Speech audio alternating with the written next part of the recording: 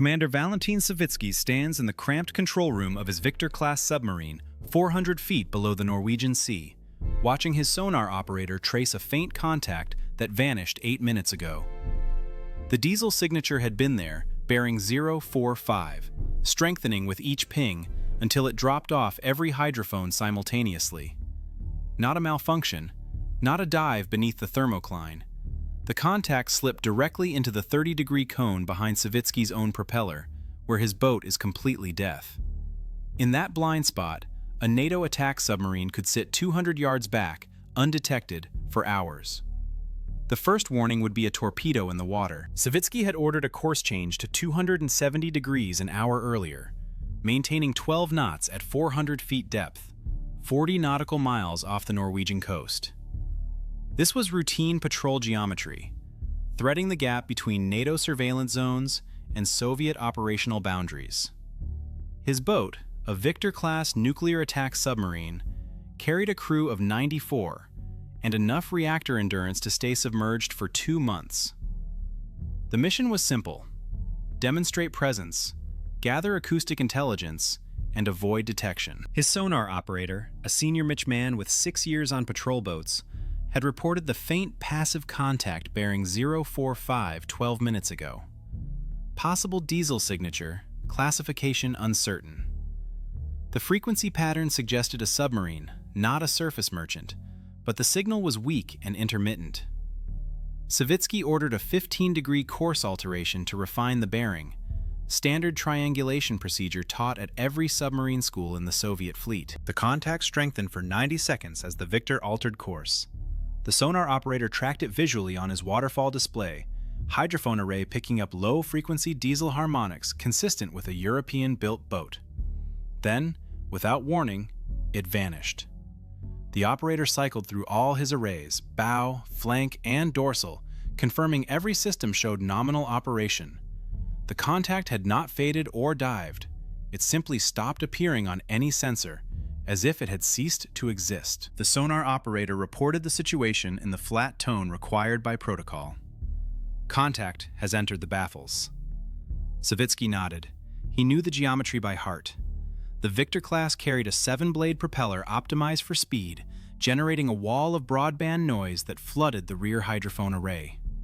That noise created a cone roughly 30 degrees wide, directly astern, where no sonar system in the Soviet inventory could detect anything. The contact had maneuvered into that blind spot, deliberately or by chance. Soviet patrol doctrine allowed one baffle-clearing turn every 5 hours to conserve battery and avoid predictable patterns that NATO analysts could chart. Savitsky checked his chronometer. The last baffle check had been 4 hours and 12 minutes ago, logged by his XO during the previous watch.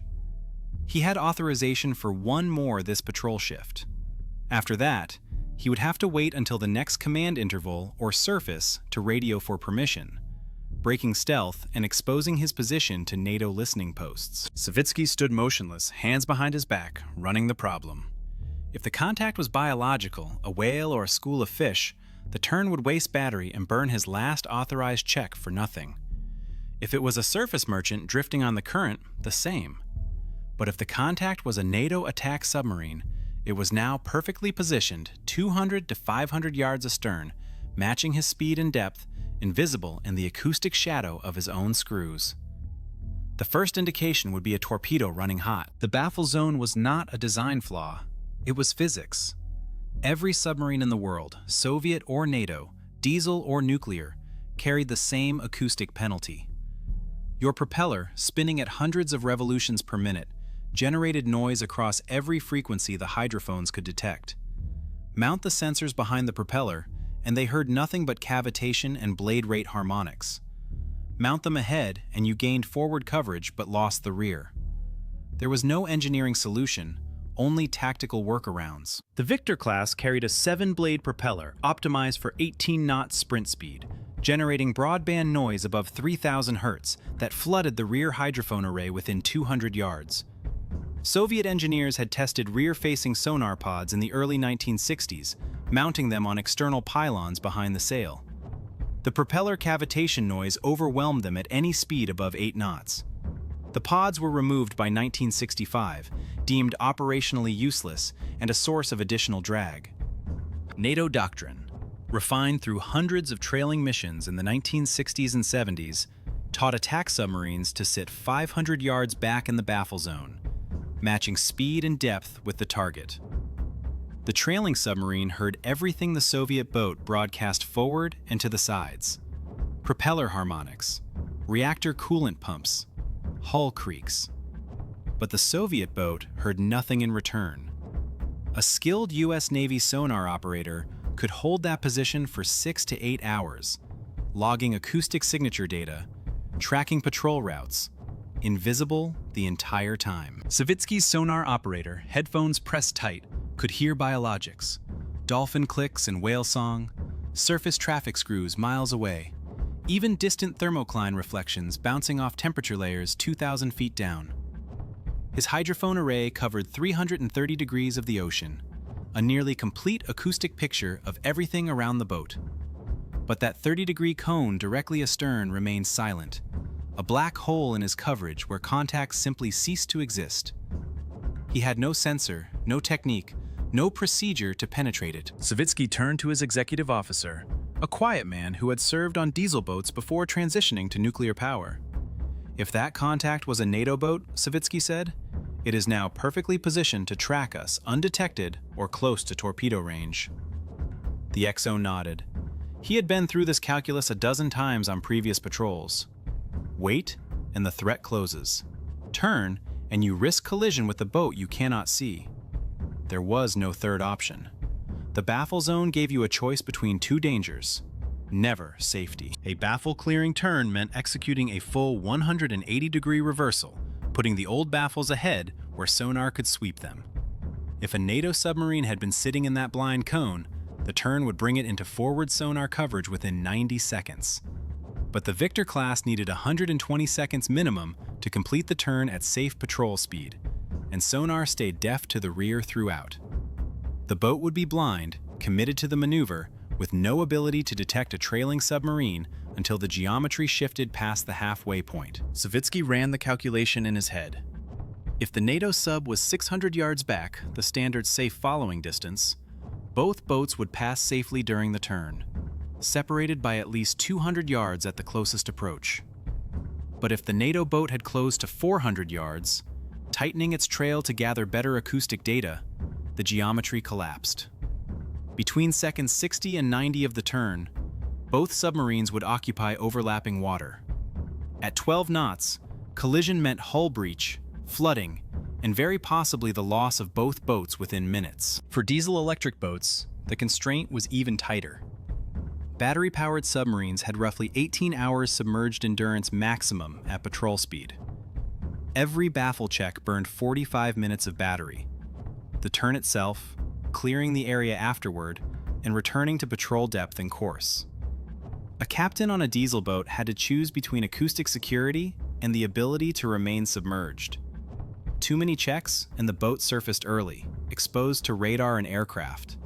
Too few, and a NATO sub closed undetected to weapons range.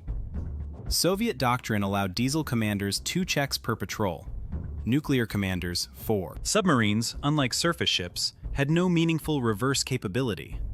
The propeller could be reversed to slow the boat, but backing down took twice as long as going forward and offered zero maneuverability. Once Savitsky committed to the turn, he could not abort mid-maneuver without risking loss of depth control or stalling the boat in a dangerous attitude. The turn was binary: execute fully or do not begin. There was no halfway, no abort, no second chance if the geometry went wrong. Savitsky weighed the variables one more time. Contact strength suggested a diesel boat, which meant it was slower but quieter than his Victor-class. If diesel, it could not keep pace for long unless it surfaced a snorkel, exposing its position to radar. If the contact was biological or a surface merchant coasting on current, the turn wasted battery and exposed his patrol pattern to NATO listening posts that charted Soviet submarine movements by analyzing their maneuvers. Every turn created a data point the West could log and study. If the contact was a NATO attack sub, waiting another hour gave it time to close from 500 yards to 300, inside torpedo engagement range. At 300 yards, a wire-guided torpedo had a 90% hit probability, even if Savitsky executed an emergency dive or sprint maneuver. The geometry favored the Hunter once it closed past 400 yards. Savitsky's only advantage was his reactor, which could sustain 18 knots indefinitely. But high speed meant high noise, broadcasting his position to every NATO listening array within 50 miles. Savitsky straightened, decision made. He ordered the helmsman to prepare for a baffle-clearing turn, full 180 degrees to starboard, on his mark.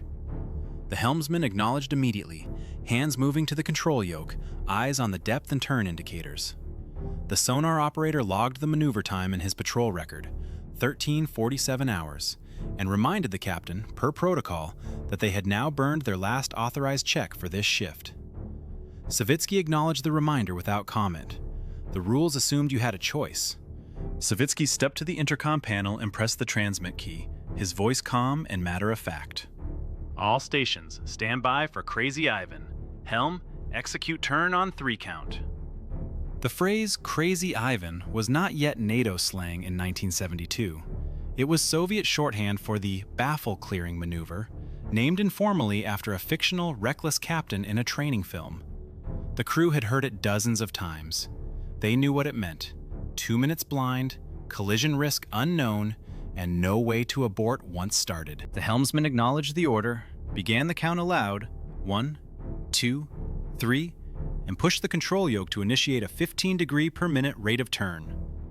The submarine heeled slightly to port as hydrodynamic forces acted on the hull, bow swinging right, stern swinging left, propeller still at full power to maintain depth.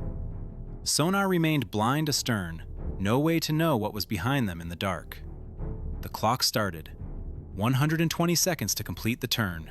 No visibility, no abort. Committed. The Victor-class submarine had a length of 308 feet and a turning radius at 12 knots of approximately 1,200 feet, requiring 120 seconds for a 180-degree reversal. The turn radius was a function of speed, rudder angle, and hull hydrodynamics. At 12 knots with a 15-degree rudder deflection, the boat traced a wide arc through the water, bow and stern following separate curved paths. The propeller remained at constant RPM throughout to maintain depth control and prevent the boat from sliding downward into uncontrolled descent, which at 400 feet depth left little margin for error. During the turn, the propeller remained at full power to maintain depth control, flooding the baffles with continuous broadband noise above 3,000 Hz. The rear hydrophone array, mounted aft of the sail and ahead of the propeller, could not distinguish contacts from propeller harmonics, blade rate tones, and cavitation bubbles collapsing in the turbulent wake. The acoustic environment astern was a wall of white noise, masking everything within a 30-degree cone. Sonar operators described it as trying to hear a whisper inside a jet engine. The rear hydrophone array could not distinguish contacts from propeller harmonics until the bow crossed 90 degrees and began to clear the old baffle zone. At that point, the forward hydrophone started to sweep the 180-degree arc that had been hidden astern, but the sweep took an additional 30 seconds to cover the full sector.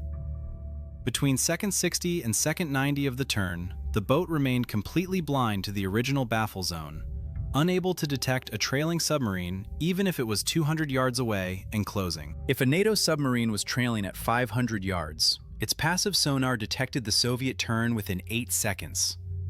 The hull's broadside, presented during the turn, offered a much larger acoustic cross-section than the stern aspect, reflecting propeller noise and hull resonance back toward the trailing boat. The NATO sonar operator heard the change immediately, a shift in bearing rate and a sudden increase in signal strength as the Victor rotated. That 8-second detection window gave the NATO boat time to react, but only if it had been maintaining safe separation. NATO doctrine required the trailing sub to execute an immediate lag turn, slowing to 4 knots and drifting laterally to maintain separation while the Soviet boat rotated. The lag turn was not a reversal, but a deliberate speed reduction, combined with a shallow turn in the opposite direction, allowing the NATO boat to slide sideways through the water, increasing separation distance while keeping the Soviet contact in forward sonar coverage. The The maneuver bought time and distance, but only if executed within 15 seconds of detecting the Soviet turn. If the NATO sub was at 400 yards instead of 500, the geometry collapsed. Both boats occupied overlapping water between seconds 60 and 90 of the turn, the exact window when the Soviet boat was blind to the baffle zone and the NATO boat was executing its lag turn. The 1,200-foot turn radius of the Victor-class meant the stern swung outward in a wide arc, and if the NATO boat had been trailing close, that arc intersected the NATO boat's drift path. There was no sensor, no alarm, no procedure to prevent it, just geometry and luck. Collision at 12 knots imparted roughly 18 million foot-pounds of kinetic energy, enough to breach the pressure hull and flood multiple compartments within 30 seconds. The Victor-class hull was rated for 1,000 feet maximum operating depth, built from high-strength steel 1.5 inches thick at the pressure sections. A direct impact crushed that steel like foil, opening a rupture several feet wide.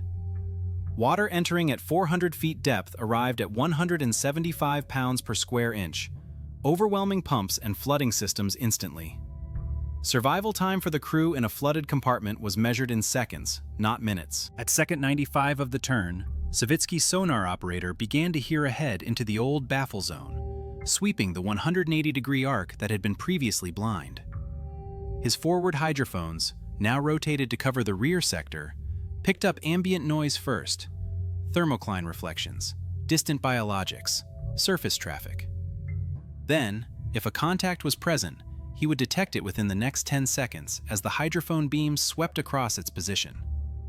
This was the reveal moment, when the acoustic picture resolved and the crew learned whether they had been alone or shadowed the entire time. At second 68 of the turn, before the forward hydrophones fully cleared the baffles, Savitsky's sonar operator heard a new transient bearing 210.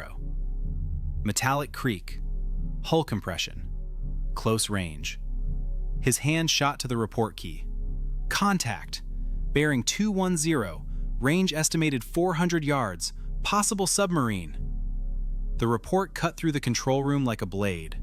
Savitsky had 12 seconds before the turn geometry put both boats in the same water. He could not stop the turn mid-maneuver without losing depth control and risking an uncontrolled dive. Savitsky had one option left: increase depth separation. He ordered emergency ballast blow to drop the boat deeper, but the Victor-class descended at only 8 feet per second under controlled ballast release. In the 12 seconds remaining before closest approach, the boat could drop 96 feet maximum, and that assumed the NATO submarine held its depth instead of descending with him. The math did not favor survival. The turn could not be aborted. The collision geometry was locked in. All he could do was buy vertical separation and hope the NATO boat reacted in time. The NATO submarine, now audible to Savitsky's sonar, executed a crashback maneuver, reversing propeller pitch to shed speed. The screws screamed in full reverse, cavitation noise flooding the water as the blades clawed backward against forward momentum. Crashback was a desperation move, loud enough to alert every hydrophone within 10 miles, but it was the only way to stop the boat fast enough to avoid collision. The NATO sonar operator heard the Soviet Victor's ballast blow and knew both boats were now maneuvering blind, pure reaction with no coordination, hoping geometry and luck would keep them apart. Savitsky's collision alarm activated automatically as the fire control system calculated a 35% probability of impact within 18 seconds. The alarm was a harsh klaxon that filled the control room, impossible to ignore, impossible to silence until the threat passed or collision occurred. The crew gripped handholds and stanchions, bracing for impact. There was nothing left to do. The helmsman held the turn, unable to abort. The sonar operator tracked the NATO contact as it passed somewhere to starboard, both boats blind to each other's exact position, committed to their maneuvers, waiting for the geometry to resolve one way or the other. At second 102, the Victor-class completed the turn. Sonar cleared the old baffles, and the NATO contact reappeared astern at 280 yards, both boats now audible to each other. Separation achieved by roughly 30 feet of vertical distance and 100 yards of lateral drift. The collision alarm shut off. The control room fell silent except for the hum of ventilation and the quiet reports of the crew confirming all systems nominal. Savitsky exhaled, unclenched his hands, and ordered the boat back to patrol depth and course. No one spoke. There was nothing to say. They had been seconds from dying, and now they were not. The NATO submarine, now confirmed as a U.S. Navy Sturgeon-class boat, resumed trailing position at 550 yards, outside collision risk but still in the baffles. The American sonar operator logged the incident in his patrol report, noting the Soviet boat's aggressive baffle-clearing turn and the near collision that resulted. His captain decided to increase separation distance to 600 yards for the remainder of the trail, accepting the reduced acoustic fidelity in exchange for safety margin. The game continued, but both sides now understood how close the geometry could get before luck ran out. Savitsky ordered the boat back to patrol depth and course, logging the maneuver and the near-collision contact in his patrol report. He noted the bearing, range, and estimated class of the NATO submarine, along with the time and duration of the baffle-clearing turn. The report would be reviewed by Soviet Northern Fleet Command upon his return, and incidents like this one would be analyzed for patterns, doctrine weaknesses, and tactical lessons. This particular near collision, one of many that year, contributed to the decision to formalize the random baffle-clearing turn into mandatory procedure. Soviet Naval Command reviewed incidents like this and formalized the Crazy Ivan into mandatory doctrine by 1975. The procedure required random 180-degree turns every 30 to 120 minutes, with the interval deliberately varied to prevent NATO analysts from predicting the timing. Captains were instructed to execute the turns without warning, using different rudder angles and turn rates to make each maneuver unique. The goal was to deny NATO submarines the safe predictability they relied on to maintain close trailing positions in the baffle zone. The unpredictability forced NATO submarines to maintain greater separation distances, reducing the effectiveness of baffle zone trailing by nearly 40%, according to post-Cold War U.S. Navy assessments. Tracking a Soviet boat from 600 yards instead of 400 meant lower acoustic resolution, making it harder to identify specific hull signatures, reactor noise patterns, or propeller blade counts. The intelligence value of each trailing mission dropped, but the collision risk became manageable. NATO doctrine was rewritten to prioritize crew safety over acoustic fidelity when shadowing boats known to execute random Crazy Ivans. Between 1970 and 1985, at least 11 near collisions between Soviet and NATO submarines were attributed to Crazy Ivan maneuvers, according to declassified U.S. Navy incident summaries. 2 incidents resulted in minor hull damage, paint scrapes, and dented sonar domes, but no breaches or casualties. Several others came within 50 feet of impact, close enough that crew members on both boats heard the other submarine's hull creaking through the water. The exact number of incidents remains uncertain because Soviet records were not fully disclosed after the Cold War, and many NATO mission reports remain classified. The procedure remained standard until the end of the Cold War, when improved towed array sonar finally gave Soviet boats partial rear detection capability. Towed arrays were long cables, sometimes over 1,000 feet, trailed behind the submarine with hydrophones distributed along their length. By positioning the array far astern of the propeller, engineers could place sensors outside the acoustic shadow of the screws. The arrays could not eliminate the baffle zone entirely, but they reduced it to roughly 10 degrees and gave captains a few seconds of warning if a trailing boat closed too near. NATO submariners nicknamed the maneuver Crazy Ivan in the early 1980s, reflecting the perceived recklessness of turning blind into a potential collision. The phrase entered popular culture through novels and films, often depicted as aggressive or irrational behavior by Soviet captains. But the nickname missed the underlying engineering problem. Soviet captains were not reckless. They were trapped by the acoustic physics of their own propellers, forced to choose between 2 bad options: turn blind with collision risk, or hold course and allow NATO boats to close undetected to weapons range. After the Cold War, retired Soviet submarine captains confirmed in interviews that the maneuver was mandatory doctrine, not individual aggression.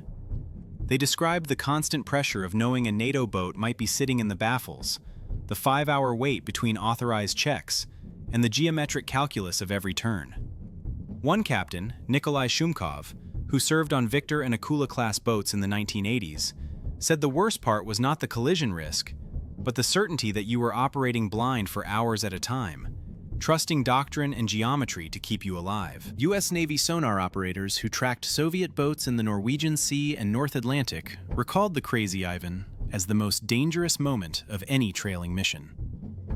One operator, who served on USS Dallas in the late 1970s, described hearing the Soviet boat begin its turn and knowing he had 8 seconds to alert his captain and 15 seconds to execute the lag turn before collision geometry locked in. He said you trained for it constantly, ran drills every week, but when it happened for real, the adrenaline was overwhelming because there was zero margin for error or hesitation. Both NATO and Soviet navies incorporated the maneuver into training simulations by the mid-1980s, using computer models to drill crews on collision avoidance and baffle-clearing timing. Soviet submarine schools in Leningrad and Vladivostok built full-scale control room mock-ups where trainee crews executed hundreds of practice Crazy Ivans, learning to maintain depth control during the turn and recognize the acoustic signatures of trailing boats the moment sonar cleared the baffles. The training reduced reaction time and improved survivability, but it could not eliminate the fundamental risk built into the geometry. The Crazy Ivan remained mandatory Soviet and then Russian doctrine until the mid-1990s, when towed-array sonar became standard on all frontline submarines, and the baffle zone shrank to a manageable size. Modern Russian submarines still execute occasional baffle-clearing turns, but the frequency dropped to once or twice per patrol instead of every few hours, and the collision risk is significantly lower due to improved rear detection. NATO submarines, meanwhile, shifted to longer-range trailing using passive arrays that can track targets from over a mile away, reducing the need to sit in the baffles at all. Several Victor-class submarines were preserved as museum ships after decommissioning, including one in Vladivostok open to the public. Visitors can stand in the control room where captains like Savitsky made the decision to execute a Crazy Ivan, see the sonar console where operators listened for contacts in the baffles, and examine the helm station where the turn was initiated. Tour guides, many of them retired submariners, explain the baffle zone and the collision risk to groups of school children and tourists, keeping the operational history alive even as the boats themselves rust in dry dock. The Crazy Ivan was not a story about submarine espionage or missile crises. It was about the engineering paradox that forced Soviet captains to execute violent 180-degree turns with zero visibility, risking collision every time, because their own propellers made them deaf to the most dangerous threat zone. For 15 years, that paradox defined Cold War submarine operations in the North Atlantic and Norwegian Sea. It killed no one by luck and skill, but it came close dozens of times. And it taught both sides a lesson about the limits of technology and the inescapable trade-offs of operating in an environment where physics mattered more than doctrine. For Savitsky and his generation of Soviet captains, the maneuver was never crazy. It was the only way to see the part of the ocean their own propellers refused to let them hear.